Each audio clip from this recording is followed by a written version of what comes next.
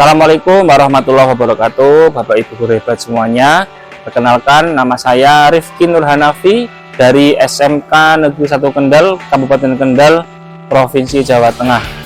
Pada hari ini saya akan mempraktikkan dengan judul yaitu lakon defense, yaitu layanan konseling berdiferensi. Bagaimana tahap-tahapnya dan aksinya, kita lihat.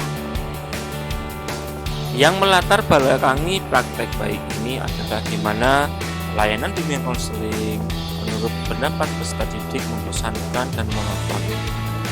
Guru BK saat menyampaikan layanan hanya dengan metode ceramah yang membuat peserta didik merasa bosan dan jenuh. Seringkali guru BK hanya memberikan materi sesuai dengan modul tanpa memperhatikan kebutuhan peserta didik. Peserta didik dianggap memiliki masalah yang sama dan kebutuhan akan materi yang sama, padahal kita tahu bahwasanya peserta didik memiliki masalah yang berbeda-beda.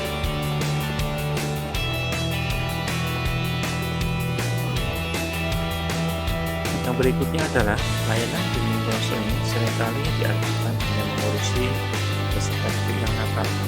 Bimbingan dan konseling dianggap seperti polisi sekolah, yaitu yang selalu berada di pihak dalam hal ini selalu menyalahkan peserta didik. Berikutnya, layanan BK hanya untuk peserta didik yang bermasalah dengan pihak yang lain. Misalkan ada peserta didik yang melanggar peraturan dan stigma guru BK negatif yang misalnya galak dan lain-lain. Baiklah, untuk langkah pertama dalam praktik baik lakon diver ini, yang pertama yaitu mengidentifikasi masalah dan kebutuhan siswa atau peserta didik. Dalam hal ini, mengidentifikasi masalah adalah langkah awal dari pelaksanaan layanan BK. Identifikasi dilaksanakan dengan menyebar instrumen identifikasi yang terdiri dari daftar cek masalah atau DCM dan instrumen tentang diferensiasi.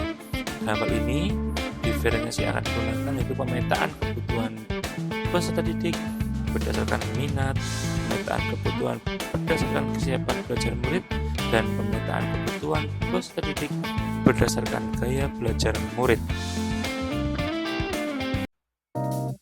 Ya, langkah yang berikutnya adalah menganalisis masalah dan kebutuhan peserta didik.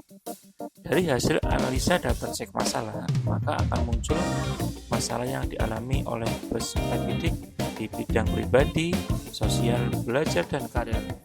Masalah yang muncul tersebut akan menjadi dasar untuk layanan BK, sedangkan yang membedakan dengan layanan BK yang lain adalah di sini akan adanya diferensiasi dalam layanan.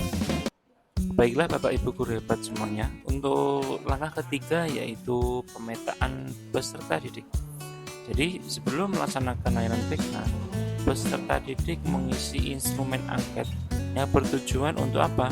Untuk memetakan peserta didik sesuai dengan pemetaan berdasarkan kesiapan belajar, yaitu yang terdiri dari kesiapan belajar rendah, sedang, dan baik atau sangat baik. Lalu yang berikutnya, untuk diferensiasi berikutnya adalah berdasarkan minat, yaitu menulis, minat digital, dan seni. Lalu ada juga berdasarkan gaya belajar, yaitu auditori, visual, kinestetik. Hal inilah yang akan menjadikan nanti diferensiasi akan muncul saat layanan BK. Jadi dalam hal ini layanan BK tidak akan menjadi monoton karena sesuai dengan kebutuhan peserta didik. Yang kedua, sesuai dengan bakat atau potensi dari peserta didik tersebut. Ya, Bapak Ibu guru hebat semuanya, dari hasil pemetaan kebutuhan peserta didik yaitu berdasarkan minat dikelompokkan menjadi minat menulis, digital, dan seni. Jadi anak-anak yang sudah mengisi tersebut nanti akan dikelompokkan berdasarkan minat menulis, digital, dan seni. Yang berikutnya yaitu diferensiasi produk. Dalam hal ini yaitu hasil yang akan dihasilkan dari peserta didik. Untuk yang menulis yaitu biasanya peserta didik akan membuat seperti novel, seperti artikel, dan lain sebagainya. Yang berikutnya yaitu produk dari digital. Biasanya murid mendiagnosasikan pemahamannya tentang perencanaan itu melalui poster digital, video pendek, dan Canva. Yang berikutnya dari anak yang berminat seni, biasanya murid atau peserta didik mendemo.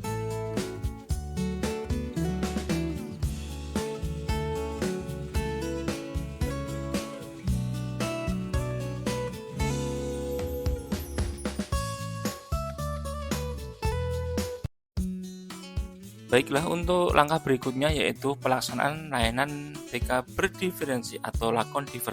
Dalam hal ini, pelaksanaan layanan BK ini dilaksanakan di dalam kelas, yaitu menggunakan salah satu layanan BK yaitu layanan informasi. Tentunya layanan konseling yang disampaikan ini adalah berasal dari hasil analisa DCM yang sesuai dengan kebutuhan peserta didik, serta yaitu diferensiasi dalam ini dipetakan tadi menjadi 3, yaitu kesiapan belajar, minat, dan tentunya gaya belajar.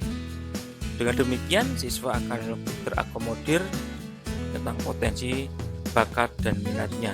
Jadi,